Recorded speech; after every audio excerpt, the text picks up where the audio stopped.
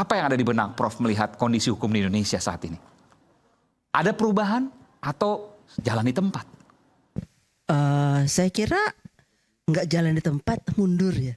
Bahkan mundur? Jalan mundur ya, menurut saya ya. Mengapa? Karena sekarang nampaknya makin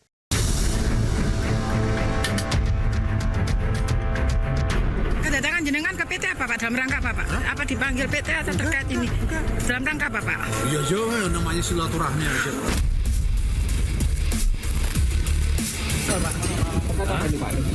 Tahu ini juga. Mas ini banyak juga kiloan gimana Pak? 100 juta ini. Honor 3M. Ada beberapa catatan ini memang Pak. Semua usia Bapak. 920 miliar 912 juta 303.714 rupiah dan emas batangan seberat 51 kilogram.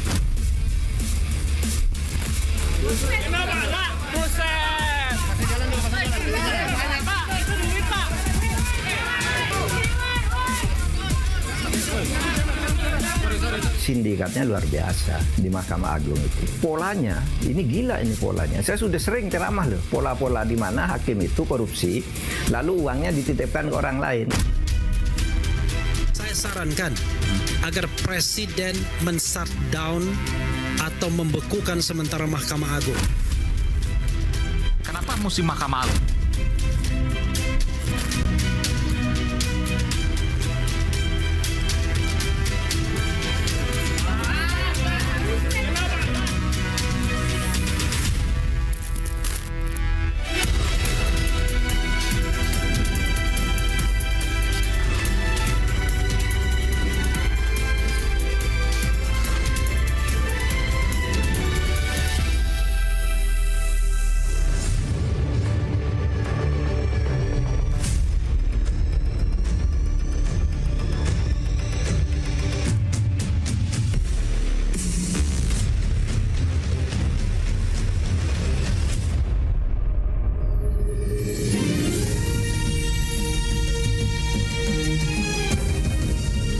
Disiarkan langsung dari studio MNC Conference Hall Ainus Tower, Jakarta. Inilah Rakyat Bersuara bersama Aiman Wicaksono.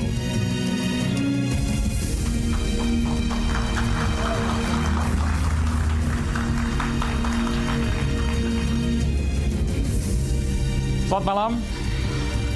Sebuah kenyataan pahit. Mahkamah Agung, tempat suci di mana keadilan sepatutnya ditegakkan kembali, tercoreng oleh maklar perkara. Vonis bebas Ronald Tanur menjadi pintu masuk penemuan uang haram 1 triliun rupiah di rumah tersangka maklar kasus Zarofrikar. Ia seorang mantan pejabat Mahkamah Agung yang aktif mengatur perkara selama 12 tahun. Benarkah ia hanya bagian dari jaringan mafia kasus besar? Dan siapa saja yang terlibat? Kita bahas tuntas, mendalam, dan kita kupas di Rakyat Bersuara. Saya Aiman Wicaksono, inilah Rakyat Bersuara.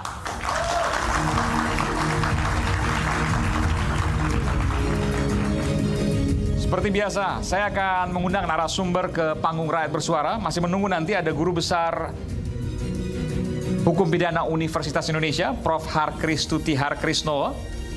Saya panggilkan selanjutnya adalah Profesor Gayus Lumbun, Hakim Agung periode 2011-2018.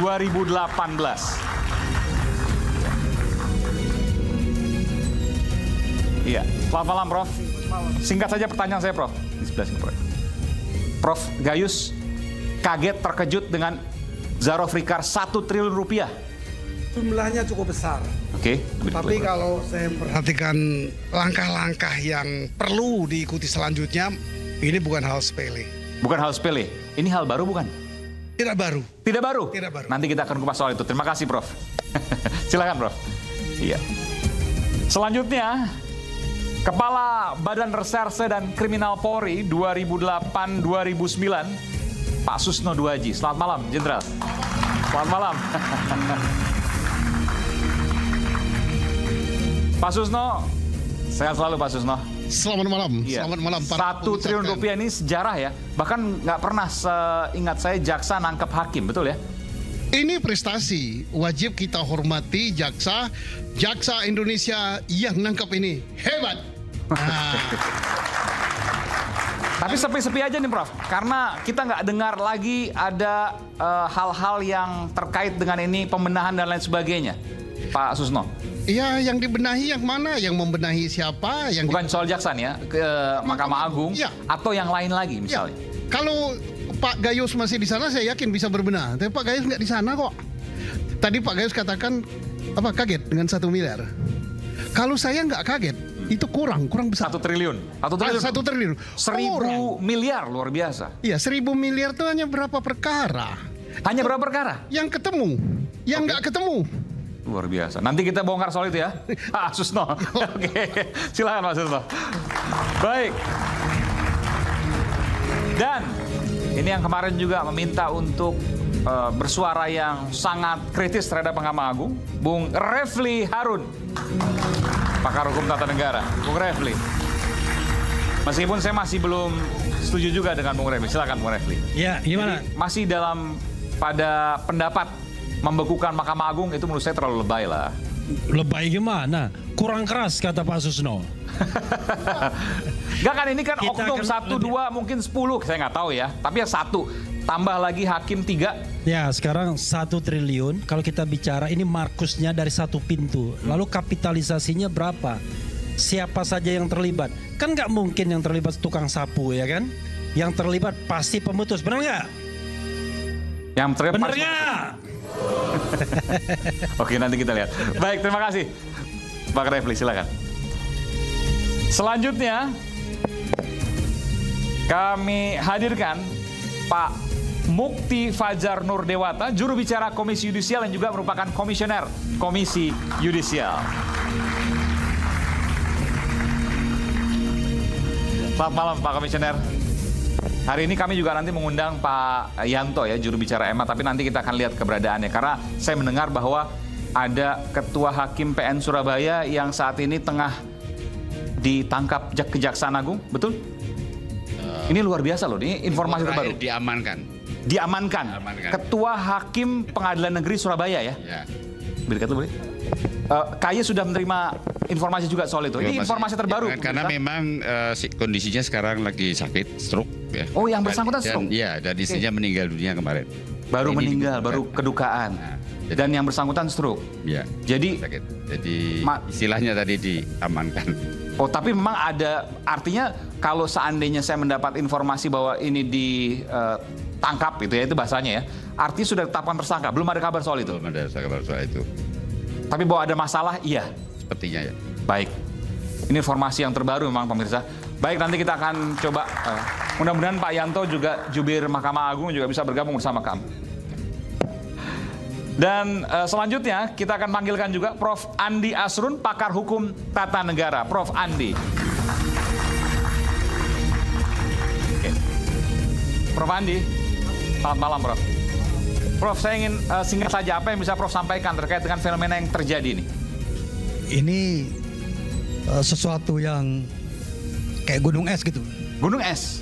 Ketangkep di atas, tapi di bawahnya masih banyak lagi. Kira-kira begitu. Dari mana tahunya? Kan belum ada bukti. Lah ini kan baru 1 orang.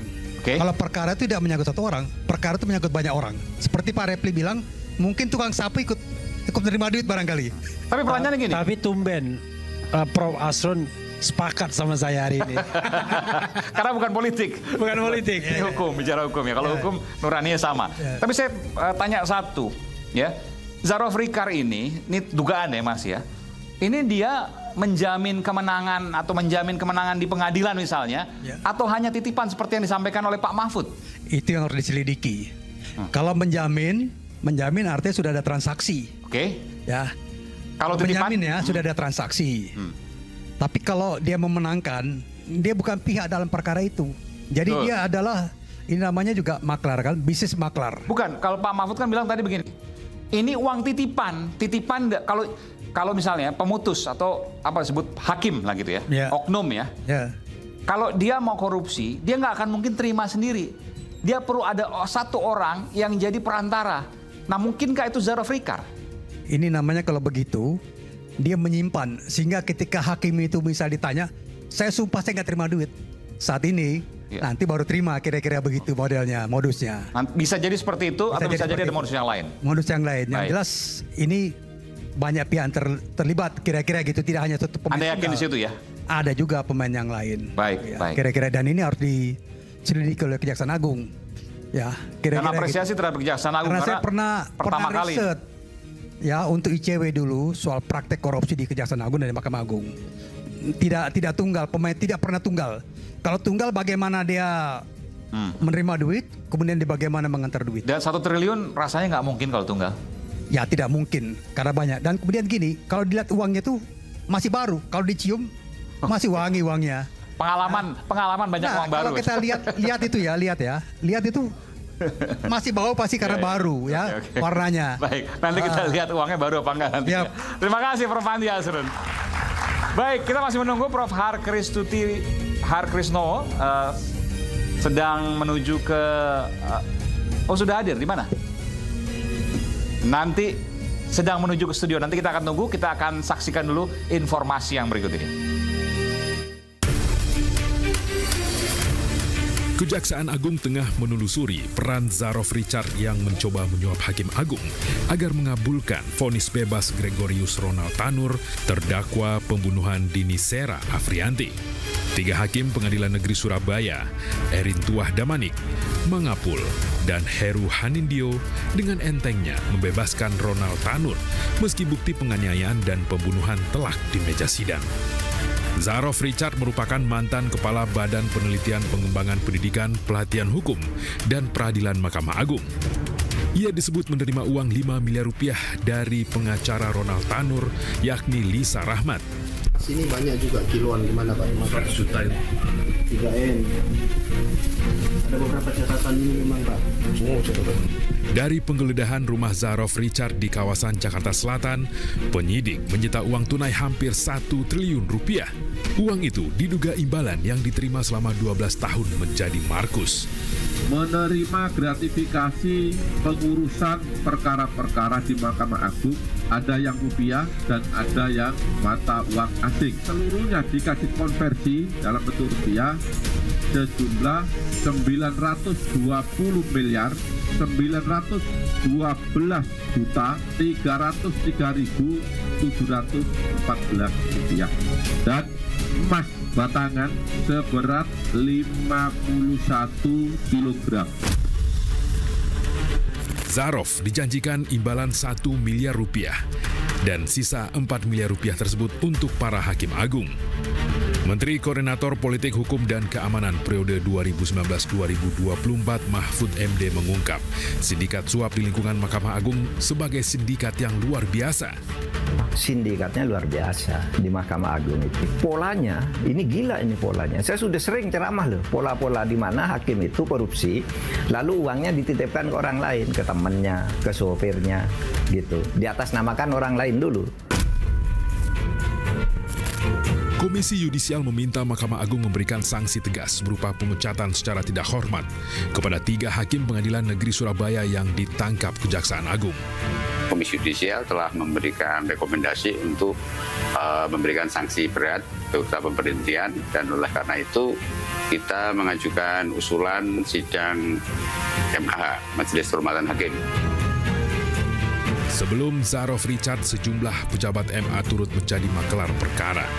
Sekretaris MA 2011-2016 menerima suap 35,7 miliar dan gratifikasi 13,7 miliar rupiah di kasus sengketa depo kontainer. Hakim Agung Sudrajat Nimiati divonis 7 tahun penjara dalam kasus suap pengurusan perkara kasasi pilot Koperasi Simpan Pinjam Inti Dana. Sekretaris MA Hasbi Hasan terima suap 3 miliar rupiah untuk mengatur hasil persidangan di tingkat kasasi. Dan Hakim Agung 2017-2024 Ghazal Basaleh didakwa terima gratifikasi 650 juta pengurusan perkara di MA.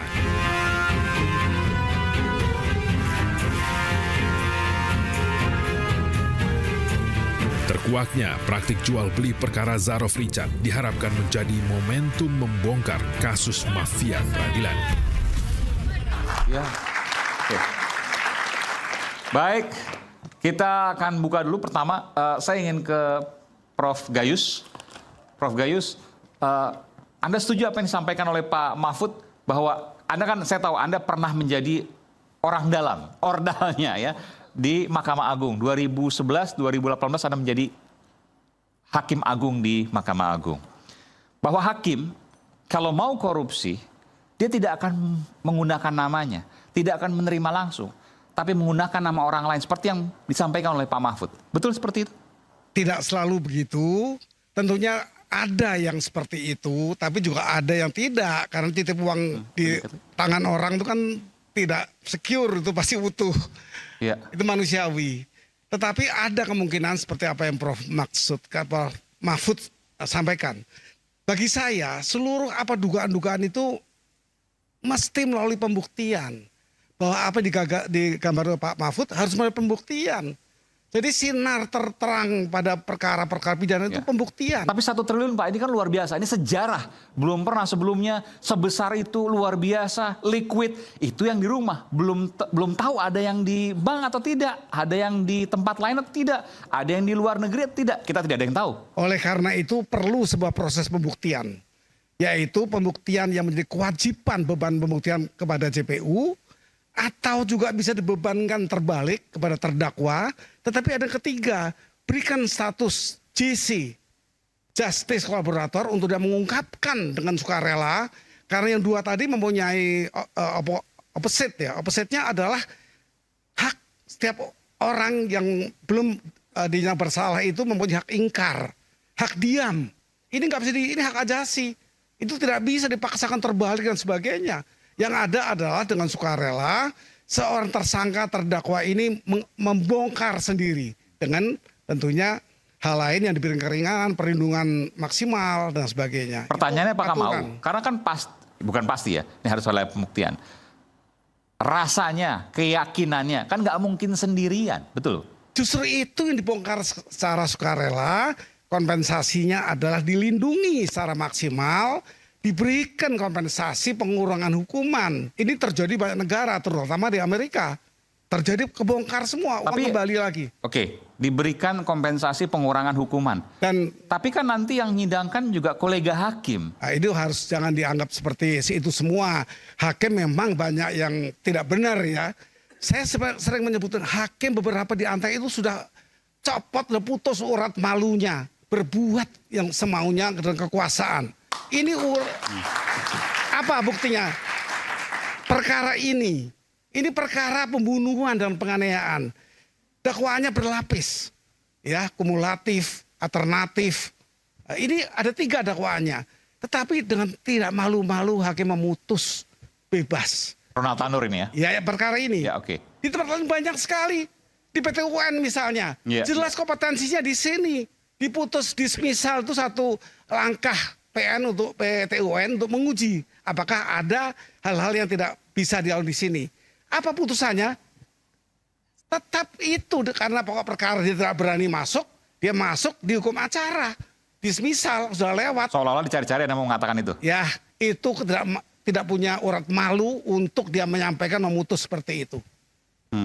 Bagi saya begitu. Ini perlu tindakan tegas. Saya tidak heran ketika tadi Pak di sahabat saya ini Pak Refli Harun, Pak Refli mengatakan bubarkan MA itu sudah freeze, bukan bubarkan, freeze. Iya, freeze atau dibekukan atau ditangguhkan atau dibubarkan. Itu merupakan cuatan kekecewaan masyarakat sudah terhadap dunia peradilan. Yang lebih mengerikan nanti ada straight justice. Orang-orang ke jalan aja untuk meluapkan kekecewaannya. Kalau dari kasus ini tidak tuntas? Termasuk. Kalau ini tidak tuntas, maka terjadi dikhawatirkan ada straight justice. Nggak percaya pengadilan lagi. Nggak percaya ungkapan proses hukum.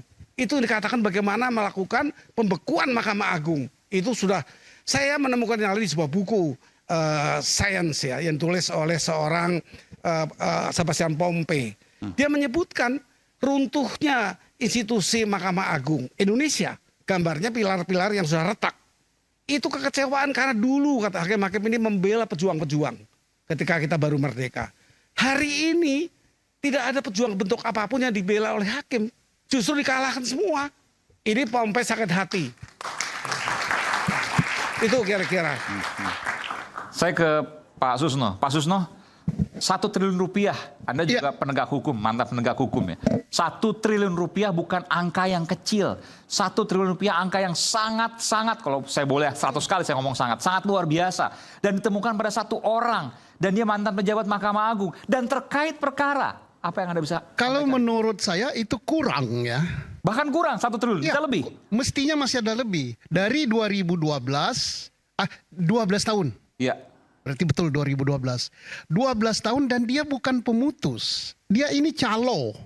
Dan tadi ada titipan 5 miliar, 1 miliar untuk dia, 4 ini. Berarti sekali mungut kan cuma 1. Nah, bisa terkumpul 1.000 miliar, berarti ada 1.000 perkara yang dia tangani. Nah, itu matematisnya walaupun tidak seperti itu. Nah, tidak salah kalau orang katakan mafia peradilan itu ada. Nah, artinya tidak semua hakim. Kalau Pak Gayus, saya tahu persis pribadinya, beliau pasti hakim yang masuk surga yang didulukan. Nah, jadi begini Pak Susno, mafia ini kita mau bongkar dulu. Siapa sih Zaro Frikar? Kemungkinannya seperti apa? Tentu masih ada pemeriksaan. Tapi kan kita lihat agak sepi-sepi aja nih, agak sepi aja. Kita nggak tahu, mungkin masih terus pengembangan dan lain sebagainya. Kita harus berpikir positif lah untuk itu. Tapi saya ingin tanya, kenapa mesti lewat Zaro Frikar? Apa yang dilakukan oleh Zaro Frikar? Katakanlah misalnya ada orang yang ingin bebas, ingin menang perkara. Dia hanya cukup menghubungi Zaro Frikar kemudian mengasih tarif, memberikan tarifnya, lalu dia ngatur semua, begitu? Iya. Sulit dibuktikan, tadi baunya menyengat sekali. Mengapa dikatakan mafia peradilan? Karena permainan ini sebagaimana dikatakan Pak Mahfud dalam suatu kesempatan bahwa mafia itu rantaian. Mulai dari kapan? Mulai dari penyidik, penuntut, sampai dengan pemutus. Pemutus ini tingkat pertama, tingkat banding, tingkat kasasi, sampai tingkat PK. Buktinya apa? Banyak yang sudah terjerat. Lah, kenapa saya bisa berkata begitu? Saya ini pernah juga di pengadilan itu diadili. Saya pernah. Nah oke, saya merasakan itu. Kemudian penyidik, saya pernah merasa jadi penyidik. Nah kemudian mengapa mafia ini bermain? Ini semua lini. Semua lini, dan yang paling parah itu adalah pengadilan. Semua lini maksudnya? Iya. Pak Mahfud katakan, tidak sulit menghukum orang yang tidak bersalah. Dan permainan itu dimulai dari mana? Dari penyidikan, penuntutan, sampai dengan pengadilan. Tapi saya bangga dengan kejaksaan kita yang telah berhasil nangkap ini. Tepuk tangan untuk kejaksaan. Nah, tadi obatnya apa? Beliau sudah katakan obatnya harus dibuktikan dan apa? Ini dipres katanya, masukkan dalam kulkas supaya beku, gitu. Dibekukan lembaga itu. Kalau saya, lembaganya tetap, tapi orangnya diganti. Siapa yang diganti? Bukan hanya Mahkamah Agung saja, seluruhnya sampai tingkat bawah. Baik hakimnya maupun pegawainya diseleksi, mana yang kepakai, kayak nyeleksi telur itu, mana yang udah busuk dibuang. Nah, gimana caranya? Nanti melanggar undang-undang. Kalau presiden betul mau menegakkan hukum, mau memperbaiki republik ini, keluarkan apa? Di bawah undang-undang itu apa, Pak Repri? Perpu atau apa? Wah, hukum tata negara nanti. Mengapa harus perpu? Karena sudah demikian gawat, genting. Harus dikeluarkan perpu? Harus. Pertanyaan, ada nggak yang masih percaya peradilan kita? Hari ini... Mahasiswa, Anda nggak mengatakan nggak percaya? Ini bicara nurani ya? Percaya nggak sama peradilan? Peradilan itu mulai dari bawah sampai ke atas. Nah, geleng-geleng tapi tidak berani. Kurang unjuk rasa mereka ini. Nah, oke. Saya menemukan suatu perkara di negeri Konoha. Ada orang beli rumah, beli apartemen, kontan, cash, keras. 12 tahun yang lalu. Apartemennya tidak diberikan. Kemudian terbalik, yang membeli justru dipenjarakan. Sampai sekarang dipenjarakan. Dan sampai sekarang diadili di suatu pengadilan di negeri Konoha. Siang malam diadili sampai pingsan jatuh. Perempuan. Dan perempuan ini baru pulang dari luar negeri. Ditangkap di bandara dengan jilbabnya diborgol. Untung bukan di Indonesia, di Konoha.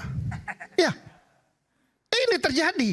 Di Indonesia? Di Indonesia, apartemen tidak diberikan, kemudian urusan perdata dia menang gugat si pembeli ini. Ya. Sampai ke Mahkamah Agung, sampai PK menang. Kemudian oleh si pengembang dia dipidanakan. Karena? Karena katanya ada alat bukti yang dimasukkan untuk PK itu sudah dipakai sebelumnya dan dia dikatakan sumpah palsu. Padahal tidak pernah bersumpah, boro-boro sumpah, janji pun tidak. Jadi buktinya itu yang menang tadi dianggap sebagai sebuah kejahatan. Iya, padahal bukti itu tidak pernah dipakai. Apa buktinya tidak pernah dipakai?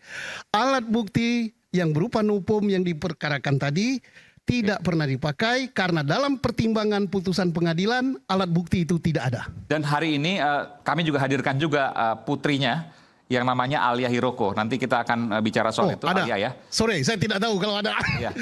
Saya pikir tadi Konoha. Karena satu lagi Pak. Nanti saya akan. Saya tambah 1 menit aja. Oke. Persoalan awal, kenapa pengembang tidak memberikan? Katanya ini si pembeli menikah dengan orang asing. Sehingga tidak diberikan apartemennya. Padahal di Indonesia ini boro-boro menikah, orang asing pun boleh beli. Tapi untunglah tidak terjadi di Indonesia. Ini salah contoh, bukan ini karena tentu kasusnya terlalu personal gitu. Tapi nggak apa, ini sebagai contoh. Contoh. Bahwa nanti kita akan bahas juga soal itu. Nah, kenapa saya contoh ini? Tadi kan bicaranya mafia peradilan. Ya. Ini sudah disusun mulai dari penyidikan sampai level kejaksaan sampai level pengadilan. Yaitu sekarang proses peradilan. Kenapa harus ditahan? Bukankah ini perempuan? Bukankah melanggar HAM? Bukankah apa-apa? Tapi terjadi. Oke. Sedih nggak? Oke, baik. Nanti kita akan coba dalami juga soal itu sebagai contoh juga dari kasus Zarof Rikard. Tapi saya ingin panggilkan dulu guru besar dari Hukum Pidana Universitas Indonesia, Profesor Harkristuti Harkrisnowo. Luar biasa. Selamat malam, Prof. Terima kasih. Terima kasih Prof hadir di Rakyat Bersuara. Terima kasih. Salaman dulu dong. Salaman Prof. Halo. Ini Halo Pak Gayus. Maestro Hukum Pidana Indonesia ini. Gurunya semua. Gurunya hakim, gurunya jaksa, gurunya Tapi polisi. bukan gurunya koruptor ya. Luar biasa. Prof, saya ingin tanya Prof sebelum saya break.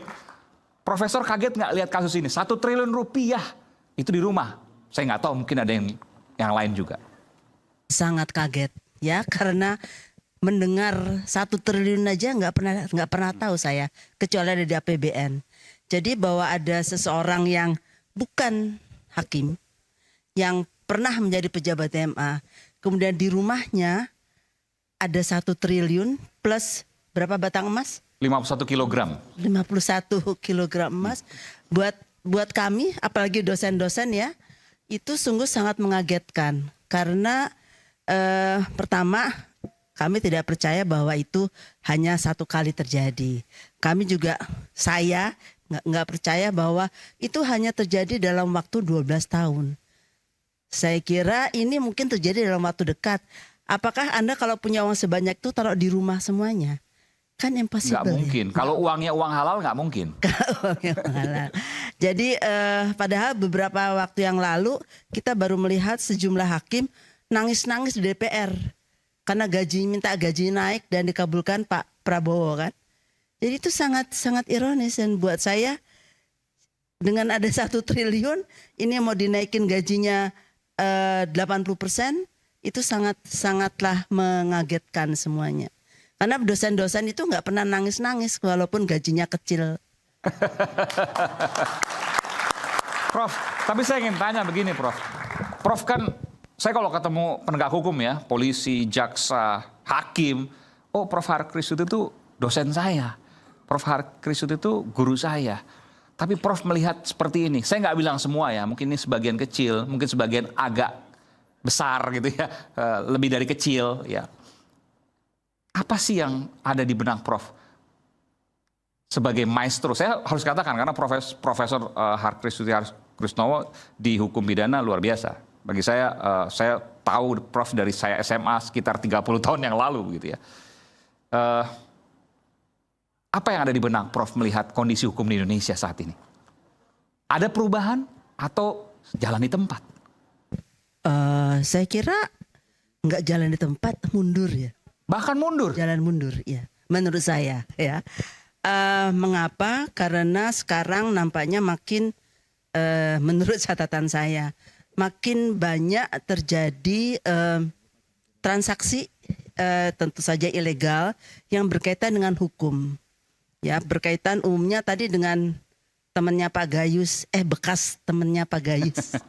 Hakim-hakim kan temannya juga ya, dan kemudian dengan para penegak hukum. Dan ini sangat menyakiti hati saya. Saya itu guru.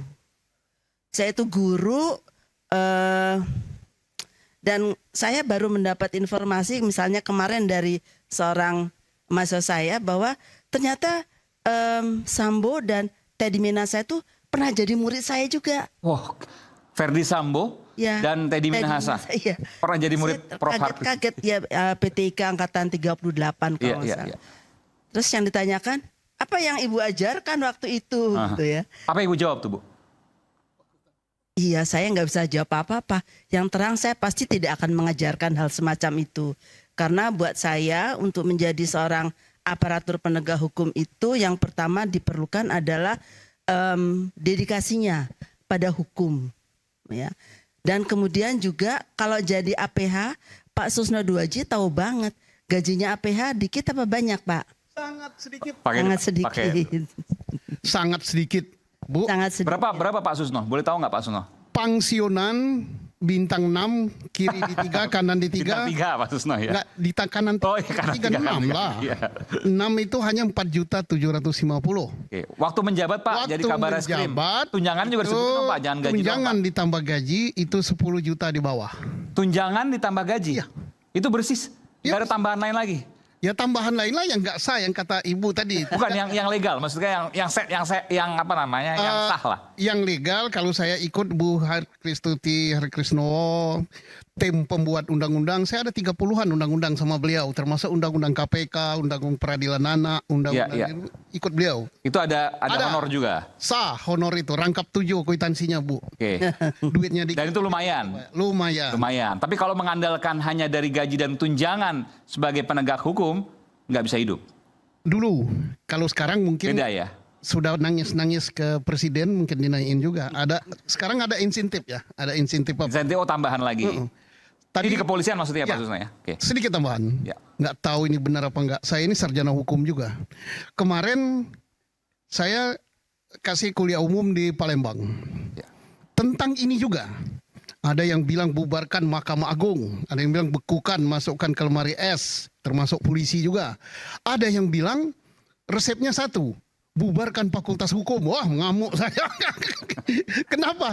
Karena semua yang begitu bukan alumni Fakultas Tata Boga, Tata Hukum, Fakultas Hukum semua. Saya paling depan ngamuk. Saya bilang enggak, itu bukan ini, salah pelajarannya itu. Oke, terima kasih. Oke, baik. Nanti kita akan lanjut lagi, Prof. Har, Pak Susno dan Bapak Ibu semua. Termasuk juga saya akan ke Alia Hiroko. Kita akan kembali saat lagi, tetaplah bersama kami di Rakyat Bersuara.